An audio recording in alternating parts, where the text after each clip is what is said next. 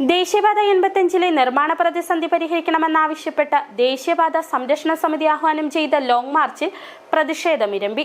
Long മാർച്ചിൽ ഹൈറേഞ്ചിന്റെ വിവിധ മേഖലകളിൽ നിന്നെത്തിയ നൂറുകണക്കിന് ആളുകൾ പങ്കുചേർന്നു. 3-ാം മൈലിൽ നിന്ന് ആരംഭിച്ച പ്രതിഷേധ മാർച്ച് നീലിമംഗലത്ത് സമാപിച്ചു.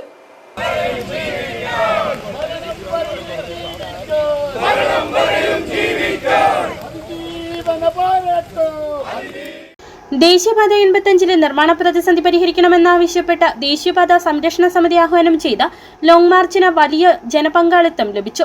3-ാം മൈലിൽ നിന്നും നീലിമംഗലത്തേക്ക് നടന്ന ലോങ് മാർച്ചിൽ പ്രതിഷേധമിരമ്പി. 3-ാം മൈലിൽ നിന്നും ഫ്ളാഗ് ഓഫ് ചെയ്തായിരുന്നു ലോങ് മാർച്ചിന് തുടക്കം കുറിച്ചത്. ഇടയ്ക്ക് മഴയെത്തിയെങ്കിലും പ്രതിഷേധം തണുത്തില്ല. നീലിമംഗലം ഫോറസ്റ്റ് ഓഫീസിന് മുമ്പിലെത്തിയതോടെ പ്രതിഷേധം കൂടുതൽ കടുത്തു.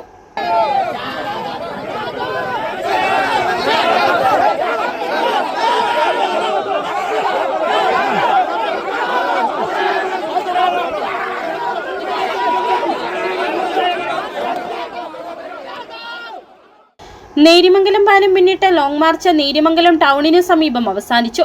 തുടർന്ന് പ്രതിഷേധ സമ്മേളനം നടന്നു. കോതമംഗലം രൂപത വികാരി general father doctor Pius Malekandathil സമ്മേളനം ഉദ്ഘാടനം ചെയ്തു.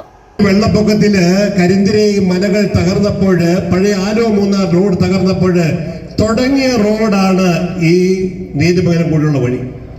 1924 ഭരണം ഏറ്റെടുത്തത് റീജന്റായ റാണി സേതു ലക്ഷ്മിഭായിയാണ്. ആ റാണിയുടെ പേരിൽ നാട്ടിയ കല്ലാണ് റാണിക്കല്ല വളവെങ്കിൽ കാണുന്നത്. ആ സ്ത്രീയുടെ ഒരു ദാർശികത്വമാണ് ഈ റോഡ് ഉണ്ടാകാൻ കാരണമായത്. അന്ന് തുടങ്ങിയ റോഡ് 101-ാമത്തെ വർഷമാണ് ഇന്നത് വനമാണെന്ന് പറയുന്നത്.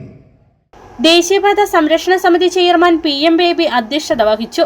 മുൻ MLA AK മണി അടക്കമുള്ള വിവിധ രാഷ്ട്രീയ പാർട്ടി പ്രതിനിധികളും വിവിധ മത, സാമുദായിക, കർഷക സംഘടനാ ഭാരവാഹികളും വ്യാപാരി സംഘടനാ പ്രതിനിധികളും വിവിധ കൂട്ടായ്മകളുടെ ഭാരവാഹികളും സമ്മേളനത്തിൽ സംസാരിച്ചു.